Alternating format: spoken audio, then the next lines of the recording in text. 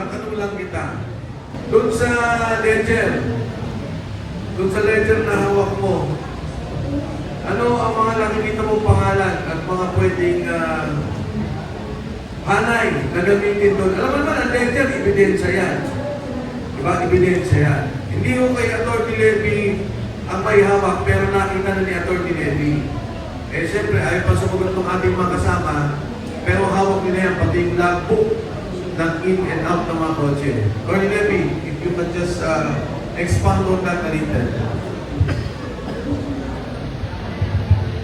Yung ledger na sinasabi nila, Mark Picsay, naiwan kasi Mark Picsay yun. At inutusan sila na kunin at sunugin. Hindi nila sumunod si Mark Picsay. Nasa pangangalaga po ng ibang tao yung ledger. At siguro hindi pa panahon na ilabas natin yung laman ng ledger na yan.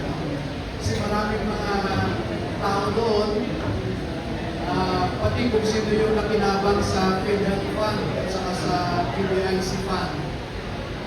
Nandun din. Yung mga nakinabang sa NIA na pondo, nandun din.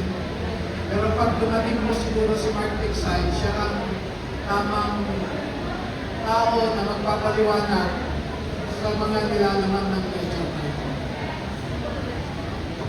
So yun, malinaw po ha. Sa isang kaso, attorney, di ba ang ledger ay malaking bahagi ng ebidensya na maaaring ipresenta ng mga sundalo at maging ng abogado o maging ng ombudsman sa tamang panahon.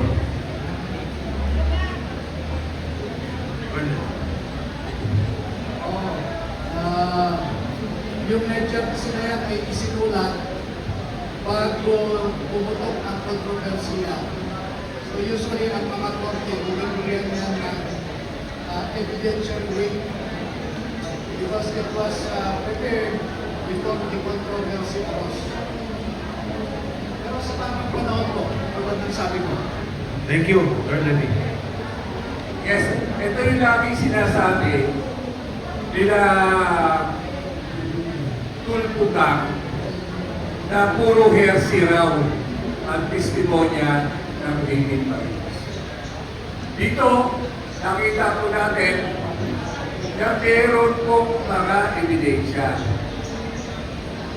Ang nakakalungkot,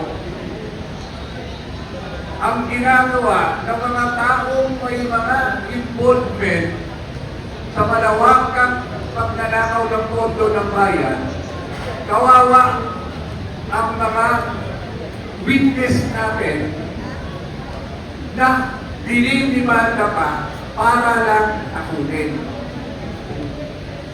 Nasaan na ang tamang pag-iisip ninyong mga senador kayo? Samantalang may batas tayo, Witness Protection Program, na binibigyan natin ng proteksyon ang sino man tatayo at magsisiwalat ng anomalya o anumang krimen.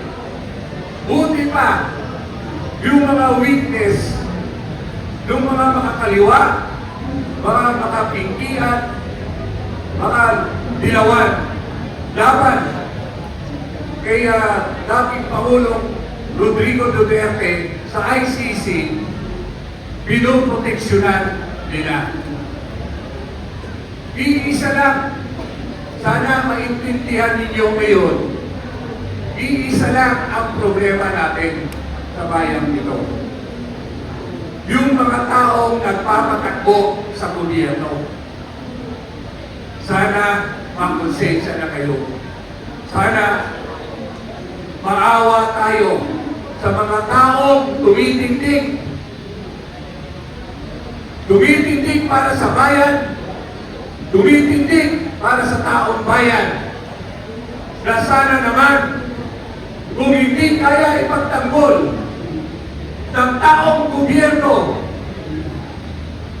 ang mga taong ito, dapat tayong taong bayan na ang magproproteksyon para lumabas ang katotohanan at tapusin na natin ang nagpapahirap sa bayan natin.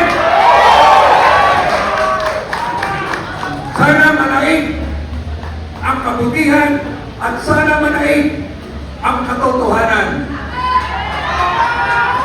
Ipakita natin, hindi lahat ng tao ay kahayang suhulan ng mali-malitang pera. Kaya, wala nang ibang inaasahan, personal ko po ito. Wala na tayong maasahan kung hindi tayong taong bayan ngayon. Dahil nakita naman po natin kung paano gimitin ang ating mga senador. Hahayaan pa ba natin ito na mangyari sa bayan natin ito? Sana magkaisa na tayo. Tapusin na natin ang nagpapahirap sa bayan at sa taong bayan. Bayan ko, nasaan ka sa panahon ito? Mga kababayan ko, ano pa bang katibayan ang kailangan natin para sakitin natin ang mga susunod na henerasyon? Pagpasensyahan niyo po, 36 days na kami na nagproproteksyon sa Senado. Pinoproteksyon na namin ang mga senador na akala namin titindig sa taong bayan. Pero ito tayo ngayon, tayo na rin lang. Kaya dapat sama-sama tayo, tapusin na natin ang paghihirap ng taong bayan. Karapatan natin, tayong mga bayan, lalabanan ang anumang pangumurakot at pananamantala sa taong bayan. Sana po magsama-sama tayo.